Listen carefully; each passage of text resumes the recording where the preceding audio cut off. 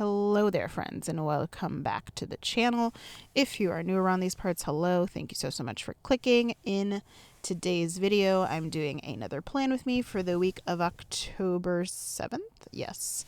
I never know the date, as y'all well know, if you're not new around here, but I am using this. I don't remember what month this mystery was, but it's like a horror movie night kind of vibe kit. It actually scares me a little bit, but it's so stunning because Darcy DeBose, as usual. And it's been so long since I've used a pink diamond planner coat kit. I don't even remember the last time I used one. I need to go back and look at my spreads to see when the last time was. But it's also kind of bittersweet right now because she just announced, I think like a month ago, that the shop's closed. So it's officially closed right now, and I'm bummed, y'all.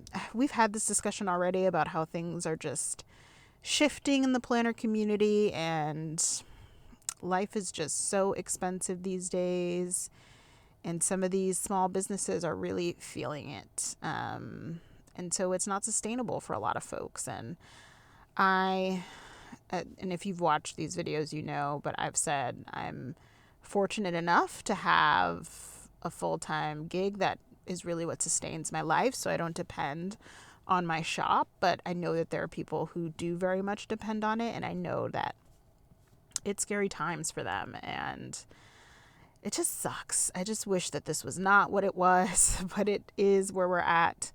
I think that there are still many of us that want to plan the same way. I did do a poll on my Instagram about this, and a lot of the folks, of course, well, I guess by design, that follow me kind of plan similar to me. So a lot of folks said that they still plan on continuing to plan. There you go.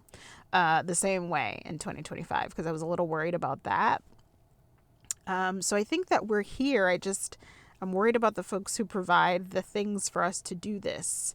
I don't know if they'll be here. So many of them seem to be leaving in one way or another. So I don't know. It's a strange time in the planner community, and I hope that we make it through. I'm going to try whatever this kind of shift is, or the ebbs and flows of the hobby. I'm hoping we kind of make it through whatever this shift is, because this has been such a therapeutic, safe space for me, and I don't want it to go away. So I'm going to do as much as I can to keep my videos coming and to continue to plan. I'm also still planning to reopen the shop and offer things. So I'm going to try to do my best to keep it alive and well, but you know, some things are just out of your control. So it's funny, I was just watching Jen of Jen Joy Plans talk about this in one of her Plan With Me's recently. So at least I know I'm not the only one feeling it. And I know some folks commented on my video talking about this a little bit more in depth that said they weren't the only ones feeling it. So it's just a strange time over here in the planning community, but a lot of us are still here. So shout out to us who are still here, and pushing through as best we can. And you know, I get that folks, I'm not blaming anyone who has had to move on or close a shop or doesn't plan. Like, it is what it is. The interest in the hobby ebbs and flows all the time. It's not really anything new.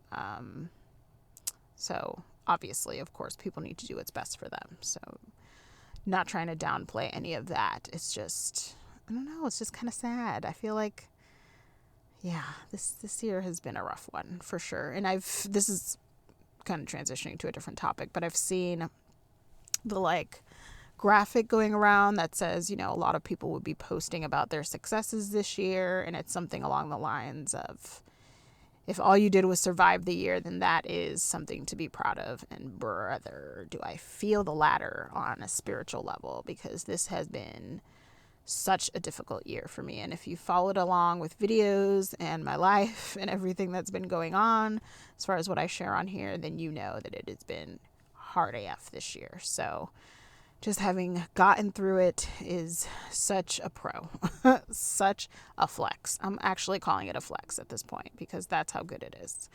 But yeah, so anyways, foil. I don't know how I got oh yeah, because Pink Diamond Flannel Co. closed. I'm like, how did we get here? Because we were definitely not we talking about the kit this whole time, but that's how I got here. Anyways, the foil that I'm using, I have black solid underlays from either Plannahannah, maybe Plan With Me stickers, not sure. And then I got I don't remember exactly what she calls the foil bundle, but Planner Choco has like a horror movie night or scary movie night foil bundle. I got that in gold hollow from Planner Choco, and I think it is perfect, perfect, perfect, perfect. I actually wasn't planning on doing the black underlays underneath. I actually was just going to do the gold hollow.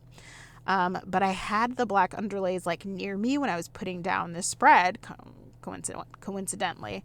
And I was like, let me just like see. So I tried it on just one of them to see how I liked it. And I was like, oh, this is the vibe. Like, this is 100% the vibe. And I am now obsessed with the spread. So I don't know, like Halloween is hitting as it should be at the end of the day because it's my time. So I love, love, love how this turned out. Another banger for October. I'm really happy so far with my October spreads. Like 10 out of 10s coming out of October so far.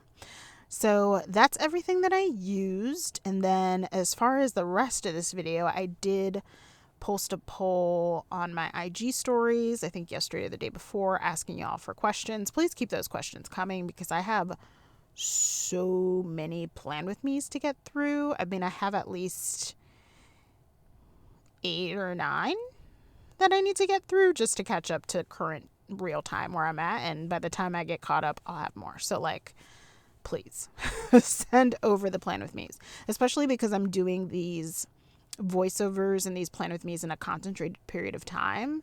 Like when I'm doing it over time, normally when I'm not so behind, then naturally I'll have things to talk about as my life kind of progresses. But because I'm doing this kind of so back to back, I really don't.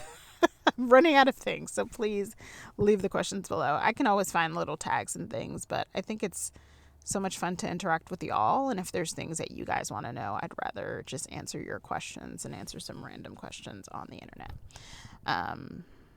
Yeah. Okay. I think that's enough of a preamble, right? I've blathered enough about that. Okay. Let me pull up the questions. I'm also kind of hungry, y'all. Not gonna lie. But I cannot eat yet. It's not time. So but I will be eating soon, probably after this voiceover. Okay, so first of all, thank you to everyone who sent a question in. I really appreciate y'all. I want to say I have names, but now I'm not so sure about that. Let's see. Let's go back here. I took a screenshot, but I would rather just get it on Instagram. And I can't, so never mind. We're going to go with the screenshot. I don't think I have everyone's names on this, so I apologize. But shout out to everyone who did send in a question. I think it was just a couple of you, 2 or 3 of you. So, okay, so the first question is, what is something about you people would be surprised to know?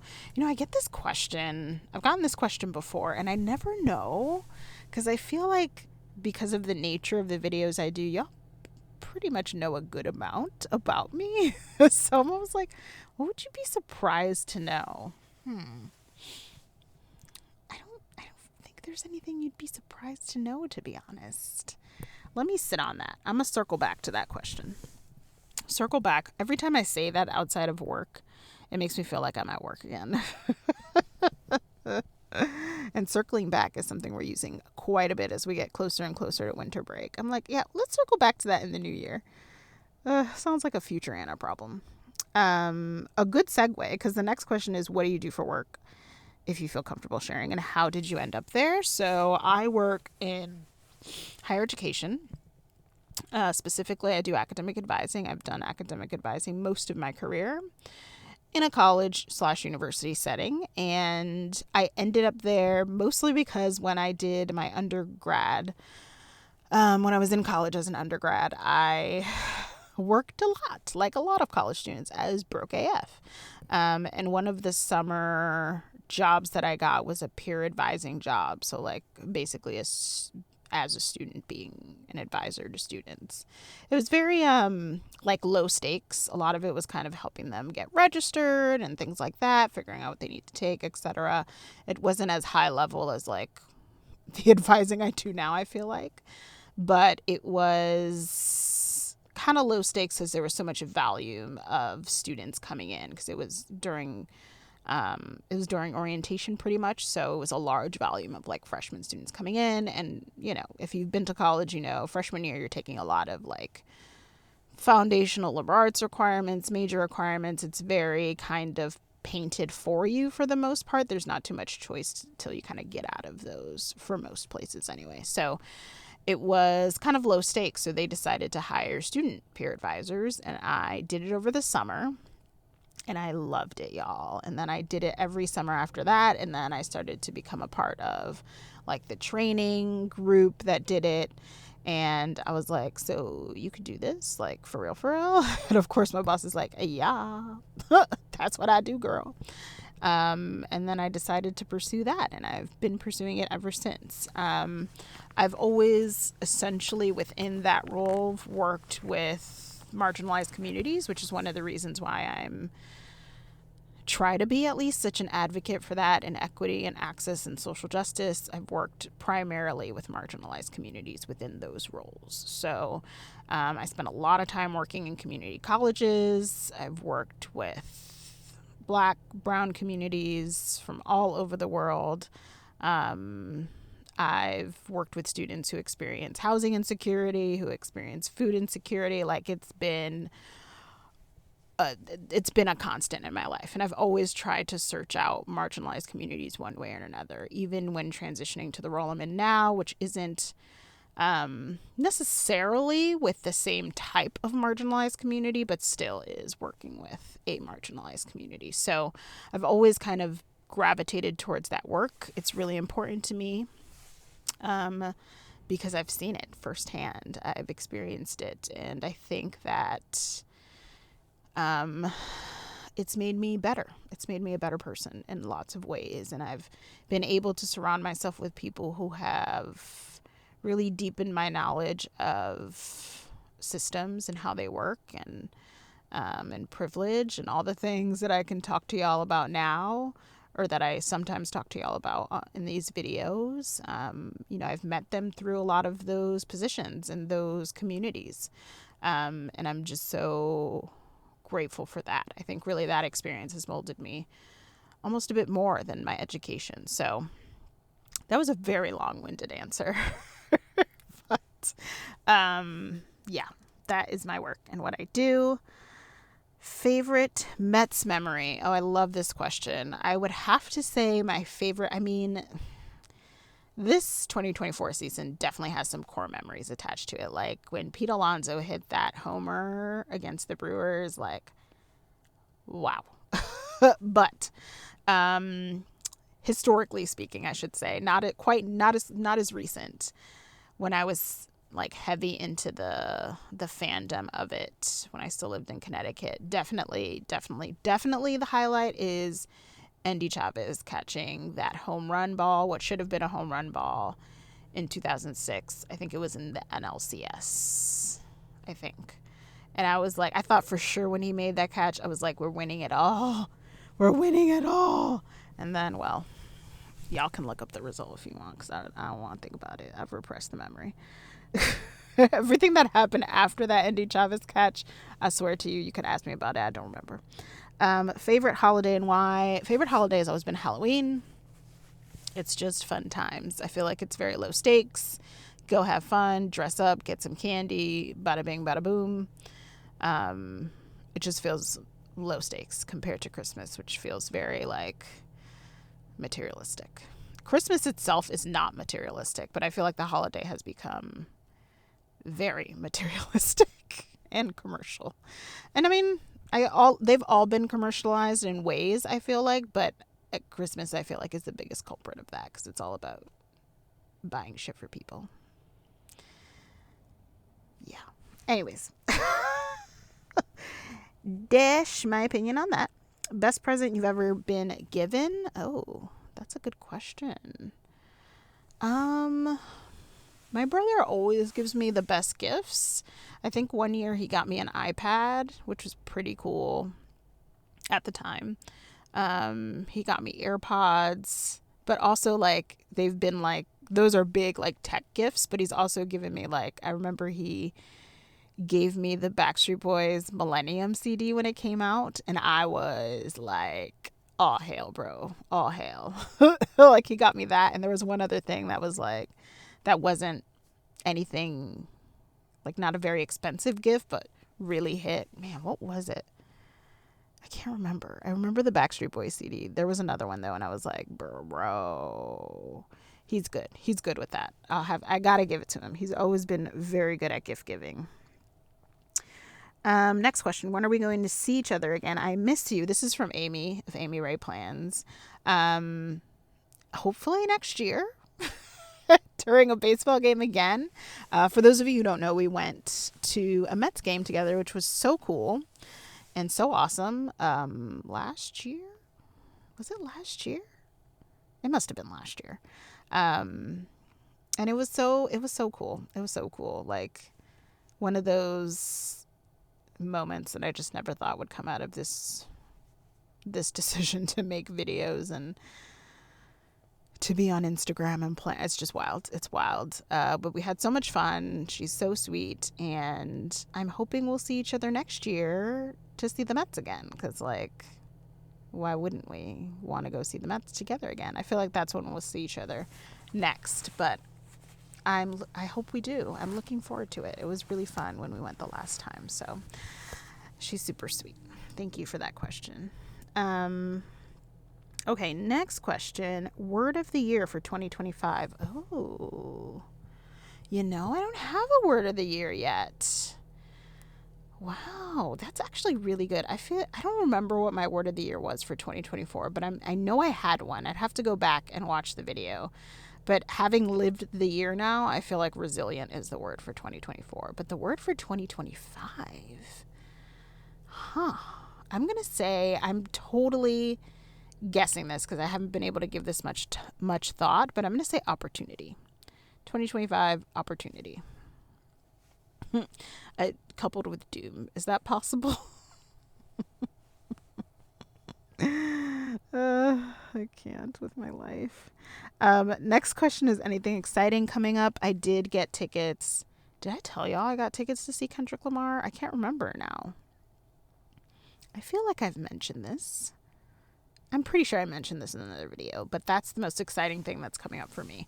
I got tickets to see Kendrick Lamar in May, and I am pumped. Him and SZA, which I haven't like taken the time to get into SZA's discography. Her voice, stunning. So I'm hoping that between now and then I take some time and go through her discography. But like GNX, the Kendrick album, like I'm good. I'm set. He could come tomorrow and I'll be like lyrics down. Like, let's do this thing. Other than that though, this is kind of turning into things I'd like to do next year, but we're thinking about doing like a New York trip, like an actual trip to do things in New York. Usually the trips that we've taken together, me and Bae, have been for family. So I think we're going to do like an actual like New York trip for fun, which I think I need that because my experience with New York, for those of you who are new to the channel, I'm not a huge fan of the city. It mostly overwhelms me. It's sensory overload, basically. If you know, you know.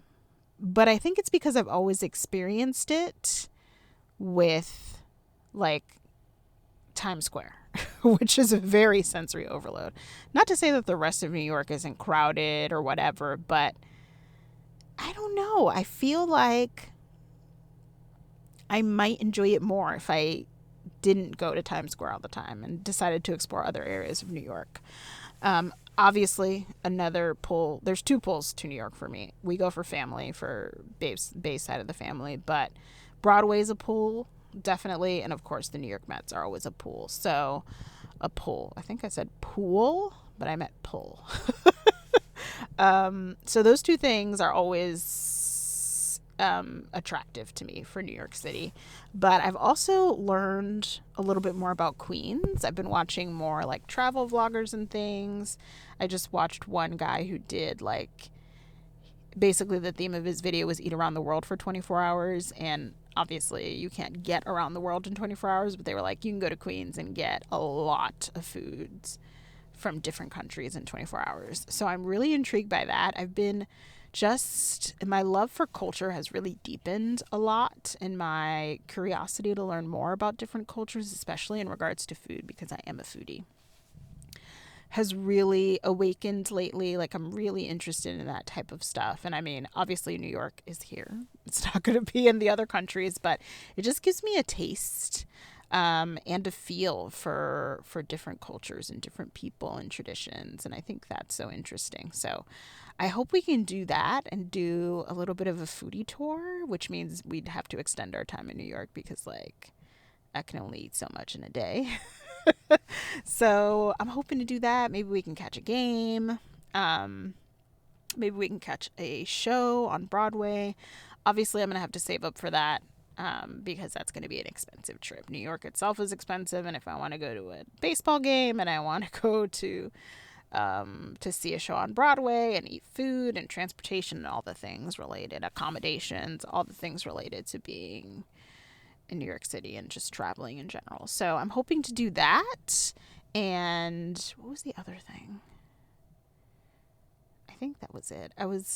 I'm like very cautiously hoping to move finally, because this year's just been stacked with so many other things that have needed my full attention, and it feels a little bit more settled. Not completely settled, because when are you ever completely settled? But it does feel a little bit more settled, so I'm hoping I can look into that a little more and see if it's even a possibility, because I really would like some space so I can have an actual office, like just dedicated to being my office. Right now it's kind of a multi-purpose room, and I just want an office.